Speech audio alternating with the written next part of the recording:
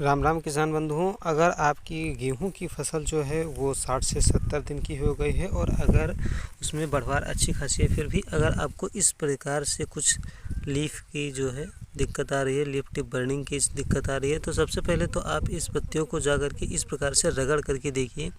और अगर हाथ में पीला पीला कुछ छूट करके लग रहा है तो समझ लीजिए लीफ रस्ट की समस्या है, अन्यथा ये एक फंगस बीमारी है। सल्फ़र की डिफिशियंसी भी हो सकती है, जो कि सल्फ़र की कमी से पूरा हो जाता है।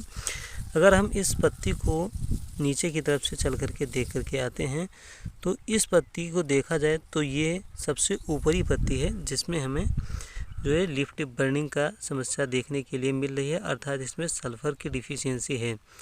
इसमें पहली बुआई में जो है WDG सल्फ़र जो है 5 किलोग्राम प्रति एकड़ के हिसाब से डाला गया था, फिर भी मिट्टी में जो डिफिशियंसी है वो दिख रही है और इसमें लीफ रस्ट की समस्या जो है वो हमें नहीं दिख रही है। तो ऐसे में 60 से 70 दिन का है, गेहूं की बढ़वार काफ़ी ज़्यादा अच्छी हम देख सकते हैं, जैसा कि आप देख सकते हैं तो बढ़वार काफ़ी अच्छी है। ऐसे में प्रोडक्शन ना घटे और इस समय देखा जाए तो कुछ कुछ पत्तियां जो हैं वो उसकी झंडा पत्ती भी निकल आई है, आप देख सकते हैं झंडा पत्ती भी। और झंडा पत्ती पर कोई इफ़ेक्ट ना जाए इसके लिए हम कुछ दवाएं बता रहे हैं जिसका आप प्रयोग कर सकते हैं। तो सबसे पहले तो प्रोडक्शन बढ़ाने के लिए जैकि उत्पादन भी बढ़ जाए और ये फंगस बीमारी है वो भी ठीक हो जाए, इसके लिए आपको 1 किलोग्राम 18-18-18 जो आ रहा है उसे लेना है। 18-18-18 में देखिए 18% नाइट्रोजन, 18% फास्फेट और 18% पोटेशियम होता है, जो कि यूरिया जैसा कि आप जानते हैं हरियाली प्रदान करने का काम करती है। फास्फोरस जो है जड़ों का विकास करती है और दानों की गुणवत्ता को बढ़ाती है। पोटाश जो ट्रांसपोर्ट का पूरा काम करती है, जितना भी पोषण है उसे नीचे से ला करके पत्तियों तक पहुंचाने का काम करती है। दाने को वजनदार और चमकदार बनाने का काम करती है। साथ ही 18-18 में आपको 6.1% सल्फ़र भी मिल जाएगा और सल्फ़र की जो डिफिशियंसी है वो भी पूरी हो जाएगी। बाकी जो अन्य आ रहे हैं 19-19 या 20-20 उसमें सल्फ़र नहीं मिलता है, तो इसलिए हमारी रिकमेंडेशन ये होगी कि आप 18-18-18 जो आ रहा है उसी का आप प्रयोग करेंगे। अच्छा, मैं आपको बता दूं कि कुछ कंपनियों के 18-18 ऐसे भी आते हैं जिनमें सल्फ़र नहीं होता, तो आप उनका यहाँ पर प्रयोग मत कीजिएगा, क्योंकि यहाँ पर सल्फ़र की डिफिशियंसी है तो हमें सल्फ़र युक्त वाला ही प्रयोग करना है।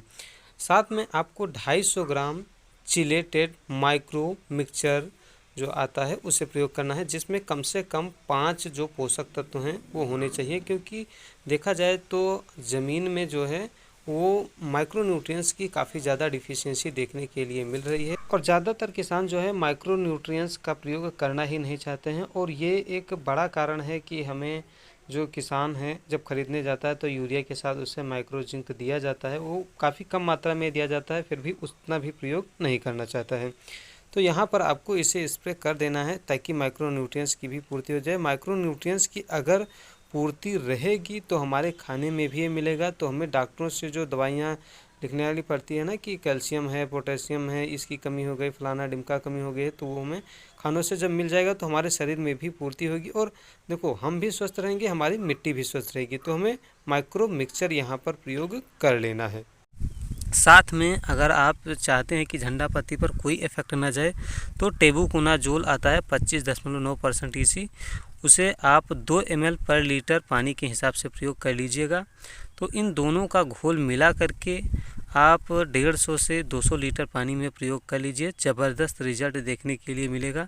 झंडा पत्ती जो है वो सबसे महत्वपूर्ण होती है। बालियाँ निकलने के बाद जो ये पत्तियाँ जैसे टिप बर्निंग हो रही है या कोई भी पत्ती है वो इतना ज़्यादा पोषण बालियों को नहीं प्रदान कर पाती है। झंडा पत्ती होती है सिर्फ वही बालियों को पूरा पोषण प्रदान करती है और जो पोषण जाता है उसी के हिसाब से हमारा उत्पादन भी होता है, उसी हिसाब से हमारे दाने भी बढ़ते हैं। तो झंडा पत्ती को आप ज़रूर बचाइएगा, इसके लिए मैंने दवा तो आपको बता ही दी है। तो उम्मीद करता हूँ कि इस जानकारी का आप खेती में अपने प्रयोग करेंगे और ज़बरदस्त उत्पादन लेंगे।